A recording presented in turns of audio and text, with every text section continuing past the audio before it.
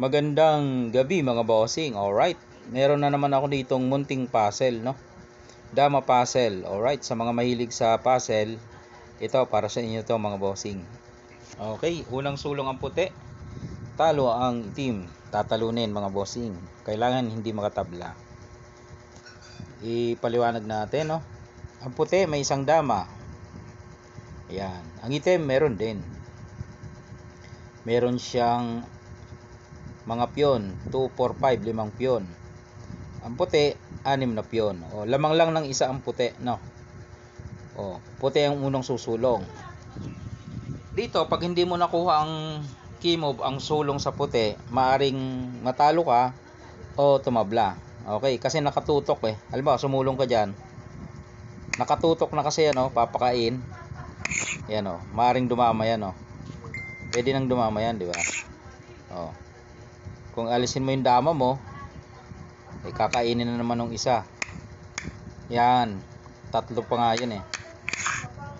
Ibig sabihin, talagang hahanapan mo to ng paraan para manalo, Yan ang position. Kasi kung susulong ka dito,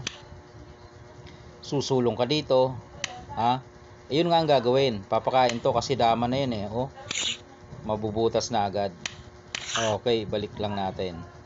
Yun yung talo mo pag doon ka sumulong. Ngayon, kung dito ka naman susulong, yan, maaring may tablahan dyan. Susulong siya dito eh. No?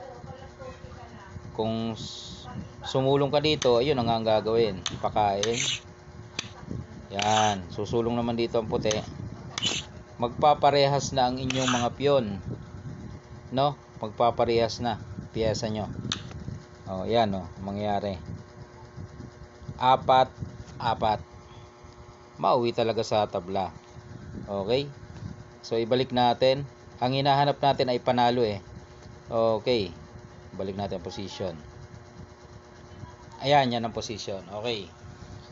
So, may idea na ba kayo? Nakita nyo na ba? Na imagine nyo na ba kung anong magandang sulong na puti? Panalo po ang puti dito. May kalalayiman lang na konti ang kanyang solusyon. Pero maganda naman mga bossing. Kasi makakakuha ka dito ng mga idea eh. Okay. Kung hindi mo na makita, papakita na natin, Sa mga mahilig lang sa puzzle, Kasi may nagtatanong na naman dyan, ba't nagkaganyan ang position? Iyan po kasi ay puzzle na po. Problem solving sa larong dama. Ganun lang po yung mga bossing. Pre-made puzzle. Opo. Huwag nyong gawing yung parang laro o game. Kasi ito ay puzzle, Hindi naman to nagmula sa mga laro. Kaya nga puzzle eh. Palaisipan lang. Okay, ito na. Ang key move dito mga bossing para manalo ay dito. Yan. Diyan sa pagkakataong yan, mamimili siya ng kain. Either itong ikain niya o kaya yung piyon. Mamili na kung anong gusto niya. Halimbawa dito tayo sa pinili niya yung dama ikinain. Anong sunod na step? Isasabay mo ulit ito. Mamimili na naman siya kung ito ba o ito. Ayun. Kahit halimbawa dito naman ang pinili niya. Okay, ang gagawin mo naman ay dito ka lang. Yan, kakain yung dama niya. Tapos, pakain mo to dito. Ayun, kita mo na. Nakikinikinita mo na. Ayan na, papakain. Hindi naman pwedeng isa, obligado ang dos. Yung dama, kakain ng dalawa. Ayun. Nagka-idea na kayo. Ibig sabihin yan, tatlo na yan. Mabababoy na yan, Hindi na makakatawid yan.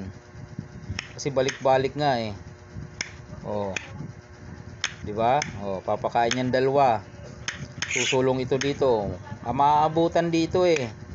Hindi mo pwede sulong, kakainin. Dito siya. Ilalak ngayon. Yun ang kalalabasan sa ending. Okay? Nakuha nyo na mga bossing. Okay? Kahit ipili niya ikain doon, same result ang mangyayari. Okay? Balik pa natin. Yun Pag dito naman siya, ang gagawin mo naman dyan, wala ka nang sasabayan. Di ito na ang gawin mo. Pakain mo na yung dalawa.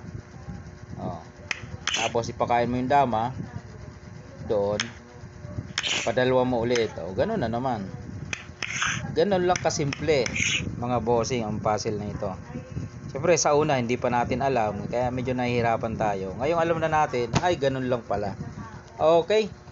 Sana ay na-entertain kayo kahit papaano sa aking munting puzzle, no. Kanina ko lang yun na-invento eh. Kaya i-share ko na sa inyo. Alright.